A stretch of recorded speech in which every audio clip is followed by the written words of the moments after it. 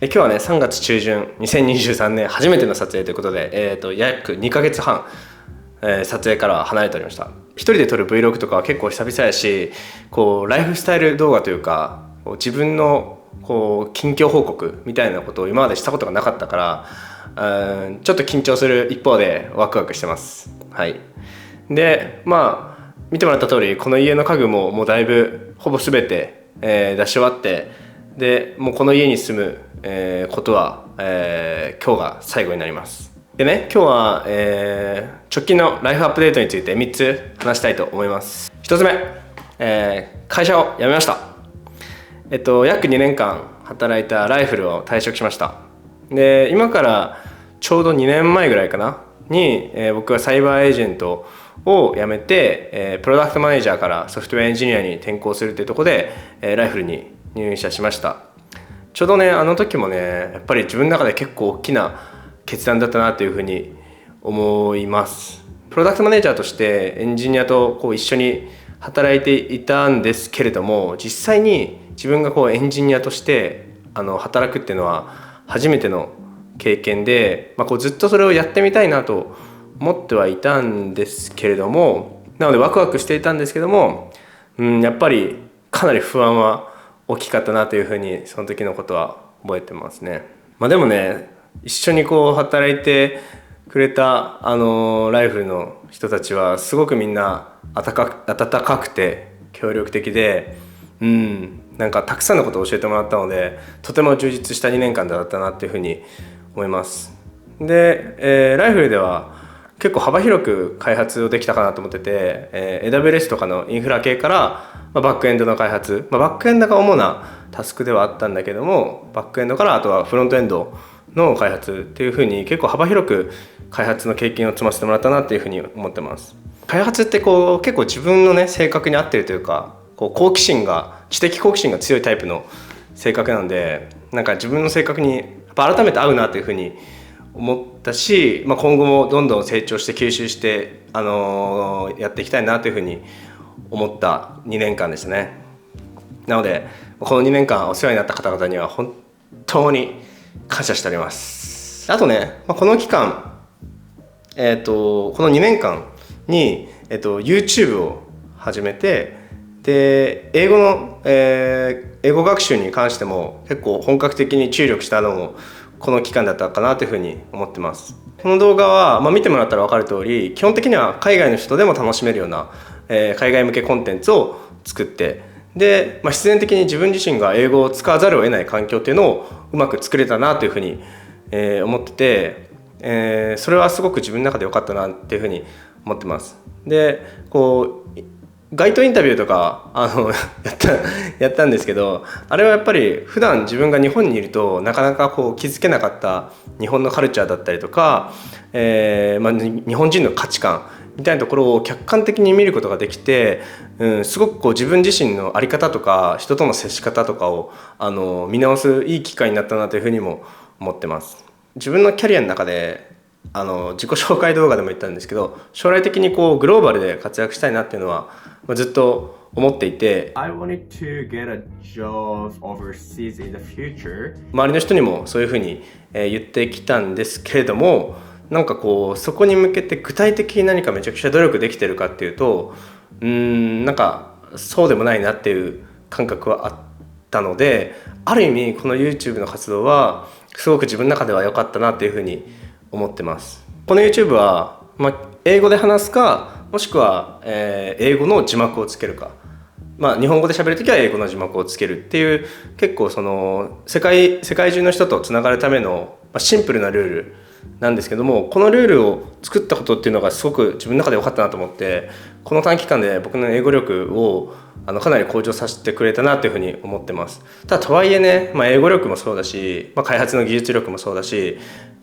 まだまだ全然足りないし、自分が目指すところにはまだまだ至ってないなっていうふうに思ってるから、そこは今後も頑張っていこうかなというふうに思ってます。アップデート2つ目、2つ目は日本を離れます。タイトルにある通り、今月末に日本を離れます。あと2週間後ぐらいかな。でなんか急にこう日本を出るって言い出すと何事なんだっていうふうに思う方もいるかもしれないので、一応背景を説明しておくと、大学卒業したのが今からだいたい6年前ぐらいで、その時多分ねちょうど6年前ぐらいにアメリカのサンフランシスコに行ってたんですね。でそれがその就職活動を終えてこう大学卒業後の最後のモラトリアム期間だったのかなというふうに思ってます。で結構僕ちっちゃい頃からその家庭環境とか親の影響もあってアメリカにすごく憧れがあって、でその時に行ったアメリカが自分の中で初めての経験だったんですけど、そこでこうシリコンバレーで見たその企業だったりそこで働く人だったりスタートアップで事業やってる人の、その考え方とかスケールとかカルチャーとか、そういったところにすごくこう惹かれて、いつか自分もスタートアップに入ったりとかそういう最先端のテクノロジーに携わっていいプロダクトを作れるようになりたいなっていう、そういうチャレンジをしたいなっていうふうに、思ってました。その後、入社したサイバーエージェントでは一番最初に、人数が10人以下の規模のスタートアップに配属希望を出して、そこも結構テック企業というかそのスタートアップでソフトウェアのプロダクトを作っている会社だったので、自分にいいなと思ってそこを選んで一生懸命働いてました。でそこでは実際にこう新規事業だったりとかプロダクトマネジメントのところを経験させてもらって、その自分のこう理想のキャリアに結構近づいてるなっていう風な感覚もありました。ただ、ちょうどその頃こうアメリカに行くこととかを考えて調べた時に、やっぱりその開発のテックのバックボーンがないプロダクトマネージャーがアメリカに行くっていうのはかなり現実的じゃないっていうことを知って、その今後どうしようかってところを結構真剣に悩み始めたのはありました。っていうのと、それと同時に自分自身がもっとこう自分の手でサービスとかプロダクトを開発してみたいっていう思いが結構強くなったのもその時で、そういったこともあって、将来を見据えてソフトウェアエンジニアをやっていこうっていうふうに思って、ジョブチェンジをしたのが、ちょうど2年前ぐらいですね。ソフトウェアエンジニアになってからは、技術を磨きながら英語力も磨きながら、いいタイミング機会があった時にいつか挑戦しようかなっていうふうに思ってました。でそうですね、ちょうど2年それから2年経ったタイミング、思ったより早いなっていうふうには思ってますけど、やっぱり完全に準備ができるタイミングってないと思うので、このタイミングで、海外に挑戦しようかなっていうふうに思って、日本を出ることを決めました。で最後3つ目、2つ目と被るところあるけど、じゃあどこに行くのっていう話で、次のキャリアとしては最初にカナダにバンクーバーに行こうと思います。実際そのエンジニアになって、英語が多少できるようになって、じゃあすぐにアメリカとか行けるかってなったらそれはそれで難しくて、現実はそんなに甘くないっていうところがあります。そうだ、エンジニアで結構アメリカ目指す人って多いと思うけど、みんながみんなそれ行けるわけじゃないと。その現実の厳しさをね、つい先日インタビューして動画アップロードしたので、興味ある人はぜひ見てみてください。ということで、アメリカへの第一歩としてカナダバンクーバーに行こうと思います。バンクーバーはね、アメリカというかサンフランシスコとかシアトルと、時差がなくて、かつ地理的に近いこともあって、結構アメリカの、子会社とかがバンクーバーとかあとはトロントとかに、オフィスを構えてるっていうこともあって、結構アメリカへの足がかりとして有力な場所っていうふうに言われているので、そういったこともあって、カナダがいいかなと思って選びました。で、ただ、カナダもじゃあそんな簡単かっていうと別にそんな簡単でもないから、まずはビザの関係で一旦はソフトウェア開発系のカレッジに、約2年間通いつつ、現地での、仕事を見つけて働いていこうかなというふうに思ってます。そうですね、なんで無職からのスタートということになりますね。学生無職。僕の、好きな趣味であるポーカーの中にオールインっていう言葉があって、それはもう文字通り、ここぞのタイミングで全チップをかけて勝負をするっていう言葉なんですけど、もう本当に今はそういう状況にいるかなって思ってます。はい、そんな感じです。少なくとも向こう3年は、北米にいようかなっていう今のところの、予定ではあります。ただ、ちょくちょくね、なんかイベントがあった時に日本に帰ってくるってことはあるとは思いますが、基本的には今後は海外を軸足に、据えてやって楽しんでいこうかなと思ってます。もちろんすごく楽しみな一方で、やっぱり不安も結構大きいなっていうふうに思ってますね。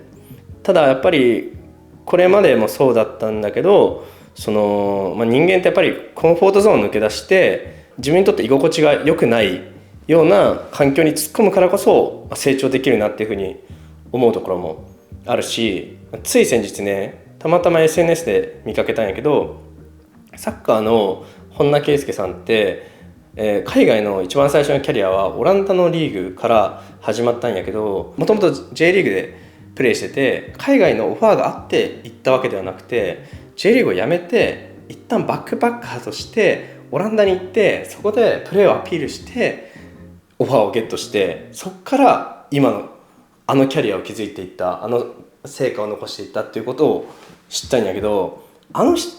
田圭佑さんでさえそれぐらいのリスクを取ってやってるんだなって思うと、やっぱり本当にでかいことをするためにはやっぱ取らないといけないところはリスクを取らないといけないと思うから、自分自身怖い気持ちもあるけど、自分のことを知らない、言語もうまく通じない環境で、そうですね、これから頑張っていこうかなと思います。でもね、頑張っていくとはいえ、明らかに新しい環境でいろんな出会いもあるだろうし、いろんな機会もあるだろうし、そういったことをね、一つ一つ楽しみながら、周りの人に感謝しながらやっていけたらいいのかなというふうに思ってます。最後に、今後について、引き続き YouTube は続けます。まだまだね、チャンネル規模的には全然ちっちゃいし、視聴回数もそんなに多くはないんですけども、それ以上にね、やっぱり動画編集自体が楽しいし、動画を通してね、僕自身すごいいろんなことを学んだんですよね。さっき言ったみたいに英語もそうだし、そのカルチャーとかもそうだし、この YouTube の活動を通してつながった出会いとか、そういうものいっぱいあって、僕はね、この YouTube をやって本当に良かったなと思っているので、これは引き続き続けます。さらにね、これからその海外でね、多文化の中で働いていく中で、自分自身をもっと出していかないといけないと思うし、やっぱりその、ね、今後の動画ではもっと自分の考えとか価値観とか、その内面的な部分を恐れずに発信していくってことをチャレンジしていこうかなと思います。あとはね、当然、カナダっていう異国の地に住むので、僕もね、一回もカナダに行ったことなくて、そっちの暮らしだったりとか、そっちで感じたこととかをね、シェアすると、それはそれで面白いかなと思うので、そういったところも動画として、上げていこうかなと思います。はい、以上になります。いつも見てくれてる方、あとはいいねとかコメントをくれる方、本当にありがとうございます。引き続き、サポートの方よろしくお願いします。シュアライフはね、第2章を迎えるので、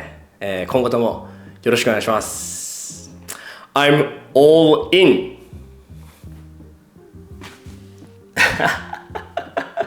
I'm all in.